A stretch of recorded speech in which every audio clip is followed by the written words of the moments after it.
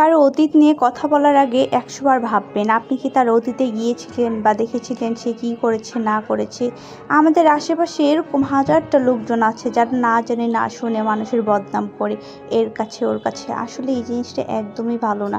আমরা বুঝি ভালো না, কিন্তু মানুষ কেন এরকম করে জানি না। ছেলে আবদার করেছে সে খাবে, তাকে কি বানিয়ে দেবো এই চিন্তায় করতে করতে তাকে ভাবলাম একটু নরম রুটি বানিয়ে দিই। এই রুটিটা না খুব নরম হয় আর খেতেও না খুব মজা হয়, আর যদি বাটার দিয়ে একটু ভাজা হয় তাহলে এটার না টেস্ট আর গন্ধটা খুব সুন্দর। আমরা তো মা, বাচ্চারা কোনো কিছু আবদার করলে কখনোই ফেলে দেওয়া যায় না, বাচ্চা যতই বড় হয়ে যায়। সাথে ভাবলাম ১ কাপ চা হলে মন্দ হয় না।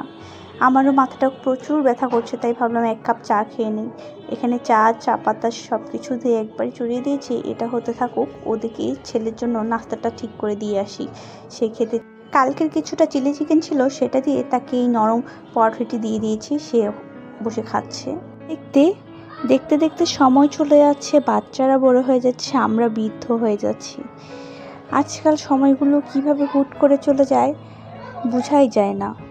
কিন্তু আপনি যদি অসুস্থ থাকেন তাহলে আপনাকে বুঝিয়ে দিবে সময় কী জিনিস। আমার ভিডিওগুলি আপনাদের কাছে কেমন লাগে অবশ্যই আমাকে জানাবেন, এবং কে কোথা থেকে দেখছেন সেটা কমেন্টে লিখে দেবেন। যদি আমার ভিডিওগুলি ভালো লাগে অবশ্যই একটা লাইক এবং শেয়ার করে দেবেন। আল্লাহ হাফেজ।